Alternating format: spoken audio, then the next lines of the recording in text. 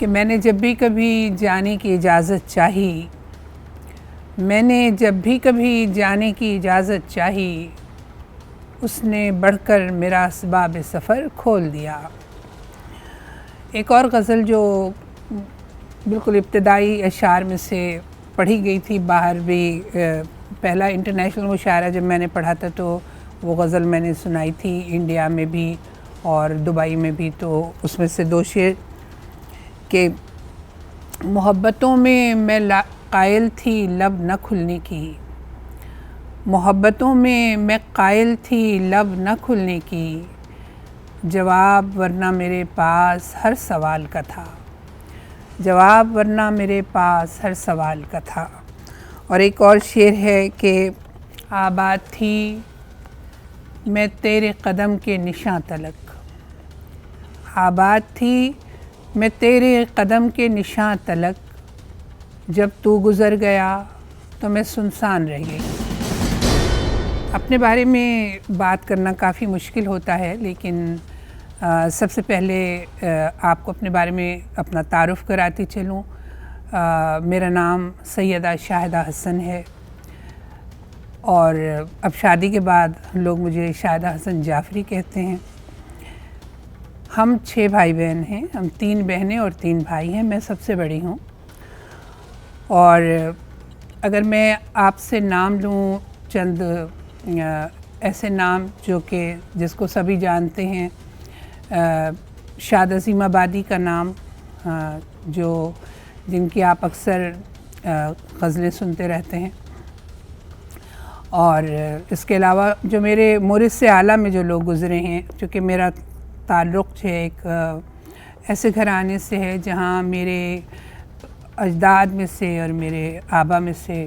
جو لوگ تھے ان کا تعلق وہ علمی اور ادبی شخصیتیں تھیں، اور سب لوگ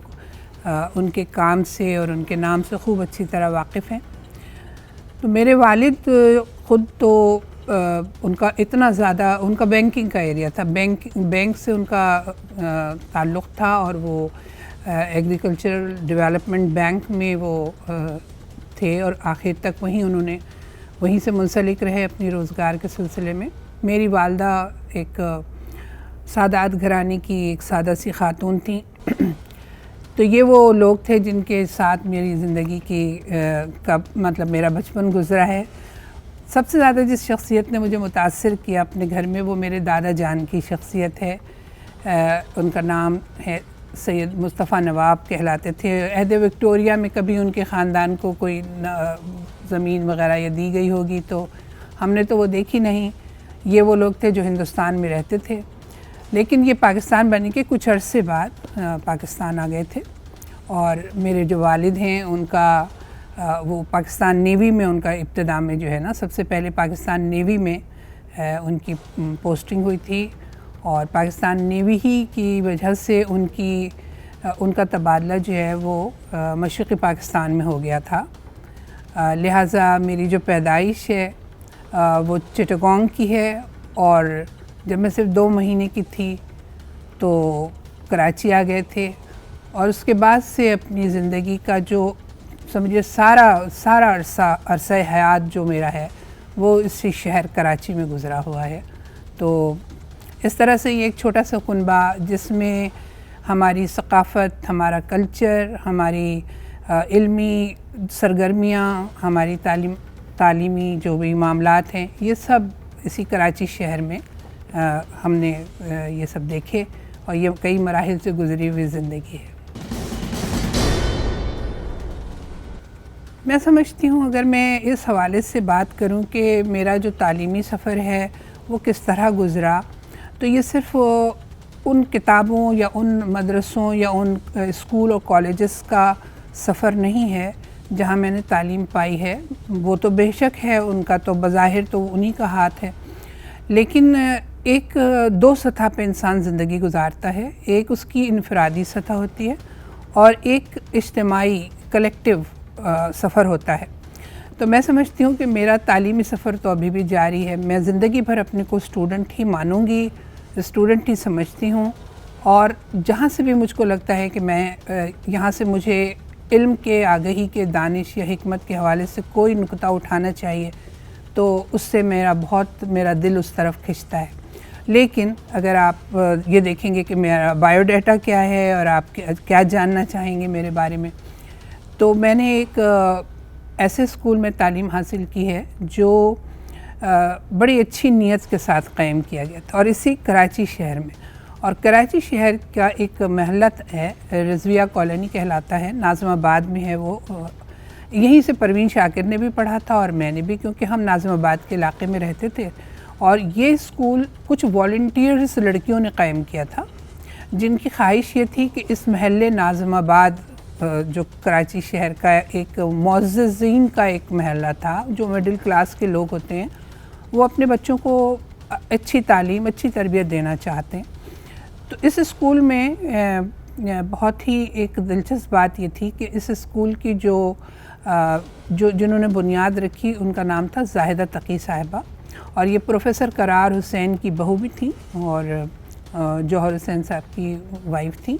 اور ان کا کنبہ ویسے بھی، پروفیسر قرار ایک اتنی بڑی علمی شخصیت ہیں کراچی کے حوالے سے، ہم سب ان کے جو مرتبے اور ان کا جو علمی معیار تھا اس سے ہم سب واقف ہیں۔ تو یہ اسکول ایک چھوٹی سی بستی میں بنایا گیا تھا اس خاص پرپس سے کہ اس کالونی کے اور ارد گرد کے علاقے کے بچے وہاں سے پڑھیں۔ تو ہم نے بھی وہیں پہ داخلہ لیا تھا اور وہیں سے ہماری پڑھائی ہوئی۔ اور اس کی خاص جو ایک انفرادیت تھی اس اسکول کی یہ تھی کہ ہمیں اس ایک ہی اسکول میں سب کچھ میسر تھا، یعنی کہ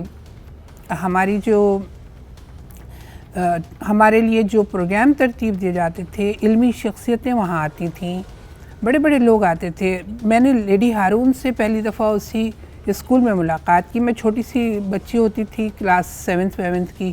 تو ان سے پہلا انعام لیا۔ پھر شائستہ اکرام اللہ صاحبہ تشریف لاتی تھیں، اور یہ سب لوگ اتنے سادہ سے اور اتنے پیار اور محبت سے بھرے ہوئے لوگ تھے، اور ان کی شائستگی، ان کی تہذیب، ان کا جو کلچر تھا، وہ سب ہم بچیوں میں اترنے لگا تھا، مطلب ہم ان کو آئیڈیلائز کرنے لگے تھے۔ تو پہلا تو سمجھیے کہ یہ میرا اسکول تھا جہاں سے میں نے میٹرک تک تعلیم حاصل کی۔ پھر میں نے انٹرمیڈیٹ کیا گورنمنٹ کالج فار ویمن ناظم آباد سے، وہ بھی اسی علاقے میں تھا۔ اور خوشی کی بات یہ ہے کہ پھر اپنی کیریئر کی انتہا پہ جا کر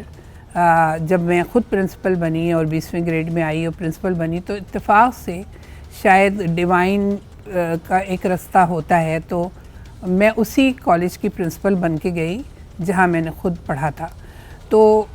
اس دوران انٹرمیڈیٹ کرنے کے بعد میں کراچی یونیورسٹی آ گئی، کیونکہ میرا بہت شوق تھا کہ میں انگریزی ادبیات کا مطالعہ کروں۔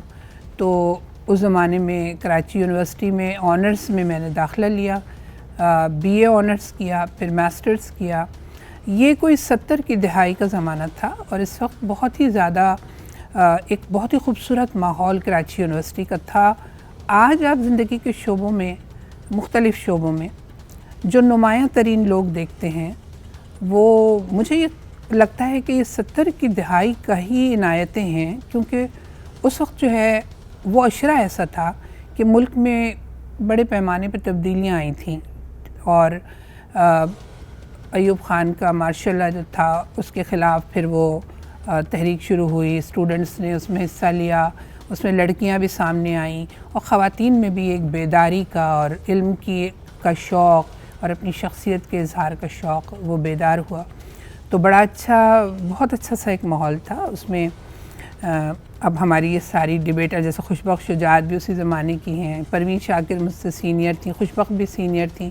اور پھر اگر اس سلسلے کو دیکھیں تو بہت لمبی فہرست ہے۔ میں صرف یہ بتانا چاہ رہی ہوں کہ 70 کی دہائی ایک بہت ہی زیادہ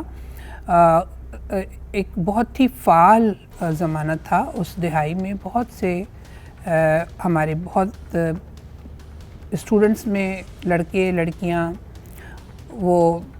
انہوں نے اپنی شخصیتوں کا، اپنی رائے کا، اپنی آزادی رائے کا اظہار کرنا شروع کیا، اور یہ ایک جدوجہد کا اشرہ تھا جس میں آپ بظاہر کہیں کہ اسلامی سوشلزم کے نام پر جو کچھ بھی ہو رہا تھا، اس سے لوگوں میں ایک تبدیلی کی خواہش پیدا ہو رہی۔ بعد میں ان چیزوں نے اور رخ اختیار بھی کیے، مگر بہرحال وہ زمانہ تھا کہ جو میں سمجھتی ہوں کہ اس کے اثرات سب کی شخصیتوں پہ پڑے، اور اس کے اثرات مجھ پر بھی پڑے۔ زندگی خود ایک سفر ہے. اس میں کوئی بھی چیز پہلے سے نہیں آپ کو بتائی جا سکتی کہ آپ کے ساتھ کیا ہونے والا ہے. میں زندگی کو ایک روحانی تجربے کے طور پر محسوس کرتی ہوں. اگر آپ کا دل سلامت ہے، یعنی کہ اگر آپ اس دل سے جس میں عشق ہے، محبت ہے، امید ہے، یقین ہے، اپنے رب سے ایک کنیکشن ہے، اگر آپ اس سے گائیڈنس حاصل کر رہی ہیں اور ہر قسم کے خیر پر یقین رکھتی ہیں، اور تو اگر آپ نے اس دل کو پاک کر لیا، جیسے کہ مجھے مولا علی کی ایک بات کہنے میں دہرانی چاہیے یہاں پہ، کہ انہوں نے کہا ہے کہ اگر آپ کوئی شخص اپنی باطنی زندگی کو درست کر لے تو اس کی ظاہری زندگی بھی درست ہو جاتی ہے. اگر اصل تجربہ، اصل جو آپ کا جو معیار ہونا چاہیے زندگی میں، وہ آپ کے اندر خیر کی طلب ہے. تو اگر آپ کی، جیسے اس کو کہا گیا کہ if you intend good you will get the good، تو اگر آپ کی انٹینشنز اچھی ہیں. تو میری عملی زندگی کا ایک رخ یہ ہے کہ میرا بچپن سے ہی ایک اٹریکشن تھا، کیونکہ میں بہت لیمیٹڈ ریسورسز والے گھر میں پیدا ہوئی تھی. وہاں پر کوئی بہت آسائشیں، بہت اس طرح کی چیز نہیں تھی، بہت سادہ زندگی تھی. ماں باپ بہت ہی سمپل، سادہ، گاڈ فیئرنگ، بہت محبت کرنے والے، ہمارے لیے ہر وقت دعا رکھنے والے، اور سب بھائی بہن ہمارے ایک دوسرے سے محبت کرنے والے. تو اب اس میں جب میں عملی زندگی میں آئی، اور میں نے ظاہر ہے کہ عملی زندگی کا مطلب یہ ہے کہ پھر میں نے جاب کی، ملازمت کی. اس کے لیے مجھے پرمیشن لینے میں تھوڑی زحمت ہوئی، اس لیے کہ ہمارا گھرانہ جو تھا لڑکیوں کی تعلیم تک تو ٹھیک تھا، لیکن جب ہم نکلتے ہیں باہر کسی روزگار کی تلاش میں، تو اس کے جو کٹھنائیاں ہیں وہ نہیں چاہ رہا تھا. خاص طور پہ میری والدہ کو تھوڑی پریشانی تھی کہ میں کیا کروں گی، میں کیسے کروں گی. میں نے ان کو یقین دلایا، اور آپ سوچیں کہ پہلے تو ایک دفعہ میری اسٹیٹ بینک میں ہو گئی تھی، اپوائنٹمنٹ ہو گئی تھی، لیکن میں نہیں جوائن کر سکی. پھر مجھے جو ہے وہ ایجوکیشن ڈپارٹمنٹ میں سلیکٹ کر لیا گیا، تو میں ایجوکیشن میں نے جوائن کیا، اور وہیں پر میں نے تمام میرا جو سمجھیے معاش کا سلسلہ ہے وہ سندھ ایجوکیشن ڈپارٹمنٹ میں رہی. ایز اے لیکچرر داخل ہوئی تھی، پھر اسی میں آگے بڑھتے بڑھتے میں اسی کے سمجھیے آخری حصے میں پہنچ کے ایک انتظامی امور میں بھی چلی گئی. انتظامی امور میرے پاس اکثر رہتے تھے، بظاہر میں نے کاغذ پہ کبھی نہ لیے ہوں، لیکن بہرحال میری مشاورت اور میرا جو ٹارگٹ تھا وہ اس طرح کا طے تھا کہ میں کافی چیزوں میں رہتی ہوں. عملی زندگی کا ایک رخ یہ بھی ہوتا ہے کہ جب آپ مطلب اگر آپ ازدواجی زندگی شروع کرتی ہیں، تو وہ بھی میں نے وقت پر ہی میری شادی ہو گئی، اور جن صاحب سے ہوئی وہ بھی گھرانہ علی گڑھ کے لوگ. میرے فادر ان لا جو تھے وہ ایلیگیرین تھے، اور ان کا بھی جو ایک پورا بیک گراؤنڈ ہے وہ یہ تھا کہ وہ صرف پروفیسرز کی اور ڈاکٹرز کی فیملی ہے. وہ تو سب پڑھے لکھے لوگ تھے، اور میری شادی جن صاحب سے ہوئی وہ ان کو میں ویسے تو نہیں جانتی تھی، نام سے ظاہر ہے کہ آپ کو بتا دیتی ہوں. ان کا نام سید علی حسنین جعفری ہے، اور جس وقت میری شادی ہوئی تو وہ PIA میں پروگرامر تھے، اور بعد میں پھر وہ IT کے شعبے میں ہی انہوں نے ماشاءاللہ ترقی کی. تو اچھا، اب یہ ہوتا ہے کہ پھر اس کے بعد آپ کا رول بدل جاتا ہے. تو شروع کے جو دن تھے اس میں مجھے یہ سمجھانے کی زیادہ نہیں، میں سمجھتی ہوں کہ زیادہ کوئی الجھن ہوئی، لیکن میرے شوہر کا ایک اپروچ یہ تھا کہ چونکہ اب میں نے شادی کی ہے اور میں ایک مناسب ملازمت میں بھی ہوں، تو آپ جو ہے وہ نہ کریں جاب، اور مطلب آپ اپنا گھر سنبھال لیں، کیونکہ اب ظاہر ہے مجھے گھر چاہیے ہوگا. تو میں نے ان سے یہ وعدہ کیا کہ اچھا آپ مجھے ایک چانس یہ دیں کہ میں جاب اور گھر یہ دونوں کو دیکھوں. تو جس دن آپ کو ایسا لگے کہ میری جاب کی وجہ سے آپ کا گھر خراب ہو رہا ہے یا آپ کے دوسرے معاملات خراب ہو رہے ہیں تو آپ مجھے بتائیے گا، تو اس دن میں اپنی نوکری چھوڑ دوں گی. لیکن دل میں مجھے یقین تھا کہ میرے اندر خدا نے جو صلاحیتیں دی ہیں، اور میرے ماں باپ کی دعائیں شامل ہیں، اور جو میرے اندر ایک خواہش ہے کہ جتنی بھی صلاحیتیں اللہ آپ کو دیتا ہے نا، اگر آپ خدا پہ یقین رکھ کے ان کو آگے لے جانا چاہیں تو وہ آپ کی وسعت ذات کا سبب بنتی ہیں۔ تو خیر یہ صورت پیدا ہوئی کہ مجھے کافی چیلنجز فیس کرنے پڑے، کیونکہ میرے ماشاءاللہ 3 بچے ہیں، تینوں بیٹے ہیں، ان کی پرورش اور اس کے بعد ان کی تعلیم اور جو ایک گھر کا ماحول ہے اس میں ہمیشہ رشتے ناتوں کو بھی اہمیت دی گئی، اور جو ہماری جو بھی روٹین ورک ہے ان سب میں تمام چیزوں کے اوپر توجہ رکھنا، سب کچھ کافی ہارڈ تھا۔ اس کو میں نے کبھی اس میں بہت مشکل مومنٹس بھی آئے، بہت چیلنجنگ، لیکن چونکہ ہماری کمٹمنٹس ہوتی ہیں چیزوں کے ساتھ، اور اگر آپ کی ڈیووشنز ہو اور تو میں سمجھتی ہوں کہ یہ مرحلہ بھی ہم خواتین بڑی ذمہ داری سے اپنا طے کر لیتے ہیں۔ تو یہ اللہ کا کرم ہے، آج میرے بچے جو ہیں وہ سب اعلیٰ تعلیم یافتہ ہیں، اپنے اپنے پیروں پہ کھڑے ہوئے ہیں، بلکہ اب تو ماشاءاللہ بہویں بھی ہیں تو وہ بھی سب پڑھے لکھے ہیں سب بچے، اور سب سیلف ڈیپینڈنٹ ہیں، کانفیڈنٹ ہیں اللہ کے کرم سے۔ تو وہ گھر جس کو میں جس طرح بنانا چاہتی تھی، چاہے اس میں کتنی بھی مشکل ہوئی مجھے، لیکن اللہ کا بڑا احسان ہے کہ وہ ایک میرے لیے ایک بہت ہی اچیومنٹ کی بات ہے، اور مجھے بہت خوشی ہے کہ میں نے یہ رستہ اگرچہ کہ مشکل بھی تھا مگر اس سے پار کیا ہے۔ زندگی کو اگر ہم یہ سمجھ لیں کہ یہ رستہ بہت آسان ہے تو یہ ہماری غلط فہمی ہوگی، کیونکہ زندگی اتنی پیچیدہ ہے اور اتنی انسرٹن ہے کہ آپ کو کچھ پتہ ہی نہیں ہوتا کہ اگلے لمحے میں آپ کے ساتھ کیا ہونے والا ہے۔ ہمیں صرف یہ تیاری کرنی ہوتی ہے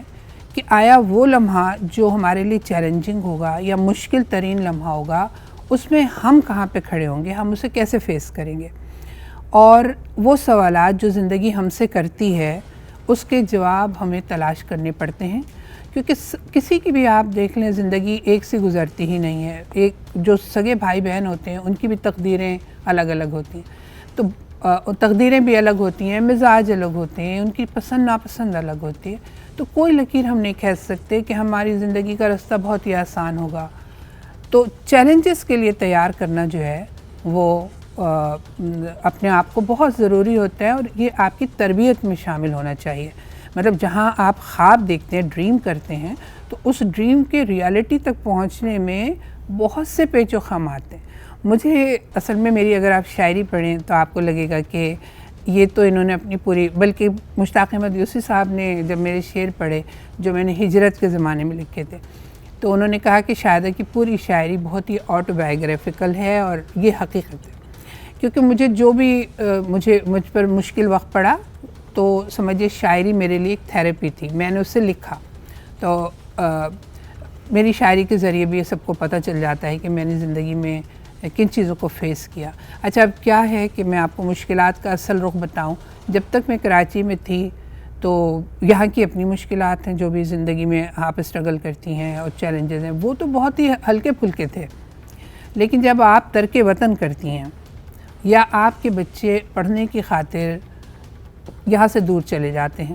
اور اس کی وجہ یہ تھی کہ یہاں کی انسیکیورٹی، خوف، پھر کئی دفعہ میرے گھر میں وارداتیں ہو گئیں اور لائف ہماری جو ہے وہ تھریٹ پر آ گئی۔ تو جب یہ سب کچھ ہوا تو میرے اندر ایک بہت بڑا خوف پیدا ہو گیا، اور وہ جگہ جہاں سے میں بہت ہی کمفرٹیبل تھی اور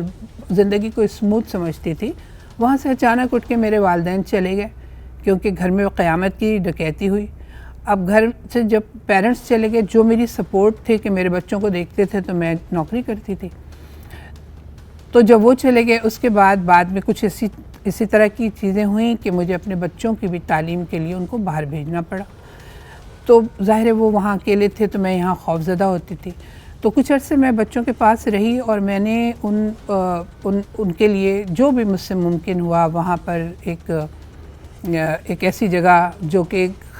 ایسی دنیا جس سے میں واقف ہی نہیں تھی اس کے مسائل سے، اور اس میں ایک اور جو سلسلہ ہوا وہ یہ کہ انہی دنوں میں 9/11 کا واقعہ ہو گیا، جب ہم ایز اے مسلم ایک نئی جگہ پر گئے تھے۔ تو یہ جو میری دوسری کتاب ہے، یہاں کچھ پھول رکھے ہیں، اس میں اس میں کچھ آپ کو نظمیں ملیں گی جس کا تعلق میرے خوف سے ہے، میری فرسٹریشن سے ہے، میری انگزائٹی سے ہے، میری اس سفرنگ سے ہے جو میں جو وقت مجھ پہ پڑا. اور یہ ساری چیزیں مجھے اس صورت میں دیکھنی پڑی جبکہ میرے شوہر کراچی میں تھے اور میں وہاں اپنے بچوں کے پاس تھی اور 9/11 کا واقعہ ہو گیا. ٹھیک ہے، تو اس وقت بچوں کو سنبھالنا یا جو یہ مشکلات یہ تھی کہ آپ جو دوسرے لوگ ہیں وہ آپ کو کس نظر سے دیکھ رہے ہیں. لیکن یہ حقیقت ہے کہ چونکہ بچے بہت اپنی محنت پرسنل محنت کر رہے تھے، یعنی کہ میری محنت تو اپنی جگہ ہے لیکن بچوں کو عادت ہو گئی تھی خود محنت کرنے کی. تو لہٰذا جب ارد گرد کے لوگ دیکھتے تھے کہ یہ بچے بہت محنتی ہیں، بہت آنیسٹ ہیں، بہت وقت سے جاتے ہیں پڑھنے کے لیے، آتے ہیں، تو ان لوگوں کے اندر ان بچوں کے لیے ایک سافٹ ایموشنز ڈیولپ ہو گئے. اور آپ کو ایک واقعہ ضرور سناؤں گی، اور وہ یہ تھا کہ میں جس جگہ پر میں تھی، مطلب جہاں میرا قیام تھا، وہ ارد گرد سب گورے لوگوں کی بستی تھی. وہ سب گورے ہی رہتے تھے وہاں پر، بس ہم ہی لوگ تھے جو ہم پاکستانی وہاں نظر آتے تھے. لیکن ان لوگوں نے شاید یہ سوچا کہ یہ خاتون جو ہے یہ باہر سے آئی ہوئی امیگرنٹ ہیں، تو ان کو اس ساری جو ٹی وی پہ جو کچھ دکھایا جا رہا ہے اور جس طرح کی خبریں آ رہی ہیں اس میں کہیں یہ نہ ہو کہ یہ خوف زدہ ہو جائیں. تو جب میں اگلی صبح اٹھی سو کر، تو میں نے گھر سے باہر، برف کا سا موسم تھا، برف ہی تھی، تو میں نے باہر جب نکل کے دیکھا تو میرے گھر کے باہر جو ہے نا پھول رکھے ہوئے تھے، اور جو کہ میرے ارد گرد کے لوگ جو تھے انہوں نے رکھے تھے لا کر اپنی بہترین وشز کے ساتھ. تو وہ جو خوف میرے اندر ڈیولپ ہو گیا تھا کہ جو ارد گرد لوگ ہیں وہ اچانک اجنبی ہو گئے ہیں شاید آج کی واردات کے بعد، تو وہ نہیں تھا. اور یہاں یہ جو میرا ٹائٹل ہے، یہاں کچھ پھول رکھے ہیں، اس کی جو ہے سمجھیے ریزن یہی ہے. تو یہ میرا دوسرا شعری مجموعہ ہے جو میں نے ان مشکل ترین دنوں میں لکھا ہے جب میں اپنے وطن سے دور تھی اور بہت ہی بے آسرا محسوس کر رہی تھی، خوفزدہ تھی. اور مگر پھر مجھے زندگی پہ یقین آ گیا کہ خیر و شر کی جنگ میں جانے خیر کا چہرہ کتنا زخمی، شر کی آنکھیں کتنی نم ہیں. خیر و شر کی جنگ میں جانے خیر کا چہرہ کتنا زخمی، شر کی آنکھیں کتنی نم ہیں. نم آنکھوں کا مذہب کیا ہے، زخمی دل کا مسلک کیا ہے، مسجد اور کلیسا کا رخ کس جانب ہے. اشکوں آہوں اور دکھوں کی فصل اگاتے ہاتھوں میں ہیں کون سی الہامی آیات، کون سے پیغمبر نے کی نفرت کی بات، کون سے پیغمبر نے کی. تو یہ ایک بات ہے کہ آپ دیکھیں گے کہ جو دوسرے مذاہب کے بھی لوگ ہیں ان میں سے جو میجورٹی ہے جو ان کو پتہ ہے کہ خیر کسی ایک شخص سے منسوب نہیں ہوتا. یہ تمام جتنے بھی ہمارے اولیاء ہیں، انبیاء ہیں، پیغمبران کرام ہیں، ان سب نے دنیا میں انسانوں کو خیر کی ہی دی ہے. اب آپ ان کا مطلب کچھ اور لے لیتے ہیں یا سمجھ لیتے ہیں یا آپ اس کو کس طرح برتتے ہیں، تو یہ چیزیں آپ کی اپنی اس کے اوپر ہے، آپ کے اپنے اپروچ پہ ہے. لیکن یہ جو میری غزلیں ہیں اس میں سے میں آپ کو ایک اور سنا دیتی ہوں. یہاں کچھ پھول رکھے ہیں، ایک چھوٹی سی نظم ہے. یہاں کچھ پھول رکھے ہیں جنہیں بھیجا ہے کچھ لمحے ہی پہلے،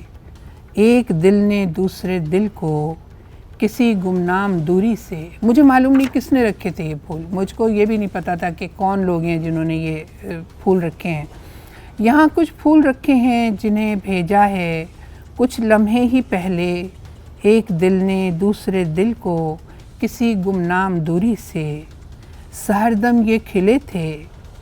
اشک سے بھیگی ہوئی ایک رات کے ڈھلنے پہ، یادوں کی کیاری میں، غضب کی برف باری میں. تو یہ آپ کو پتہ نہیں ہوتا، لوگ آپ کا خوف دور کرنے کے لیے اپنے رویے سے آپ کے ساتھ کوئی حسن سلوک کریں تو آپ کو یہ نہیں دیکھنا چاہیے کہ یہ کون ہے. انسان کا انسان سے ایک بہت گہرا رشتہ ہے. میرا سب سے بڑا اعزاز یہ ہے کہ میرے احباب نے، میرے لوگوں نے میری عزت کی ہے، اور عزت سے بڑی تو کوئی دولت نہیں ہے جو انسان کما سکے. لیکن ویسے مجھے کئی بار موقع ملا ملک سے باہر جانے کا. ظاہر ہے کہ میں نے تواتر سے مشاعرے بھی پڑھے، لیکن مشاعرہ اصل میں مجھے نہیں لگا کہ میرا جو خاص مزاج ہے وہ مشاعرے یا عوامی مشاعروں کے لیے مناسب ہے. مگر پھر بھی ایک زمانہ تھا میں نے مشاعرے بہت پڑھے، اب اتنے زیادہ نہیں پڑھتی. مجھے فانی بدایونی عالمی اردو ایوارڈ دیا گیا تھا جب میں اردو کانفرنس میں گئی تھی دہلی میں. تو خود اپنے ملک میں رئیس امروی ایوارڈ اور مختلف قسم women of the year award اور 333 اور پتہ نہیں یہاں، لیکن سرکاری طور پر اپنی کنٹری میں مجھے کیونکہ میرا جو کام ہے وہ اس کا بہت کم حصہ پبلش ہوا ہے، اور اب بہت ساری چیزیں ہیں جو ابھی میں نے شائع نہیں کی ہیں. تو اور میں کبھی اس طرح کے معاملات میں اپنی کتابیں وغیرہ پہنچاتے بھی نہیں تھی. اعزازات جو سرکاری ہوتے ہیں وہ پبلشڈ کام پہ زیادہ دیے جاتے ہیں. بہرحال تو ایک یہ تو ہے کہ میری کم آمیزی نے اور میری خلوت نشینی نے بھی اس میں ایک کردار ادا کیا. لیکن میرا ایک بہت ہی جو خوبصورت تجربہ ہے وہ یہ کہ مجھے اچانک ہی ایک پروگرام میں انوائٹ کیا گیا، ساؤتھ ایشین اسٹڈیز ڈپارٹمنٹ نے کیا، جو پینسلوینیا یونیورسٹی میں وہ کرتے ہیں لیونگ پوئٹس کے اوپر، اور اسی طرح بلا کے اور تمام اپنی گریجویٹ اسٹوڈنٹس کے ساتھ ان کی ورک شاپ کرتے ہیں. تو پہلی دفعہ مجھے امریکہ جانے کا، اور 7 اسٹیٹس آف امریکہ میں ان کی اعزازی مہمان رہی USA کی طرف سے. اس کے بعد دوبارہ جو مجھے ایک اور دفعہ بلایا گیا، اس میں ایک ورجینیا سینٹر ہے فار دا کریٹیو آرٹسٹ، اس میں انہوں نے مجھے بلایا اور اس میں ان کی مہمان رہی. تو Virginia centre for the creative artist ہوتا ہے، وہ دنیا بھر کے کسی بھی رائٹر کو، پوئٹ کو، آرٹسٹ کو بلاتے ہیں، 1 مہینے تک اپنے پاس اعزازی مہمان رکھتے ہیں اور ان سے کہتے ہیں کہ آپ اپنا سارا کام جو بھی آپ کا ہے وہ یہاں پر بیٹھ کر کریں. تو یہ بھی میرے لیے ایک حیرانی کی بات تھی کہ مجھے بلاوا آیا اس پر، اور کیسے آیا میں بالکل نہیں جانتی، کیونکہ میرا کوئی اس طرح کا لنک بھی نہیں ہے کہ کسی ایسوسی ایشن میں نے کام کیا ہو. لیکن جب میں وہاں گئی تو اس سے بھی مجھ کو بہت ساری چیزیں سمجھنے کی اور دیکھنے کی، اور پھر آئندہ جو چیزیں مجھے ملیں. پھر ہیوسٹن میں ایک علی گڑھ الومنائی ایسوسی ایشن نے جو مجھ کو ایک اعزاز دیا، وہ 5th ان کا عالمی اردو ایوارڈ ہے جو مجھ کو دیا گیا. وہ میرے انتہائی پسندیدہ شاعر اور ترقی پسند شاعر جناب علی سردار جعفری کے نام سے وہ منسوب ہے. تو وہ اعزاز بھی مجھے ملا. اور میں یہ اصل میں ان اعزازات کے خانے میں چاہے آپ کچھ بھی رکھ دیں، لیکن سب سے بڑا اعزاز یہ ہے کہ آپ نے اپنا کام دیانتداری سے کیا یا نہیں. میری زیادہ کمٹمنٹ یہ ہے کہ میں اپنی سچائی کو جو میرے حصے میں آئی ہے اس سے لکھوں، اور اگر اس کی تھوڑی بہت بھی پذیرائی ہوتی ہے تو یہی میرا اعزاز ہے.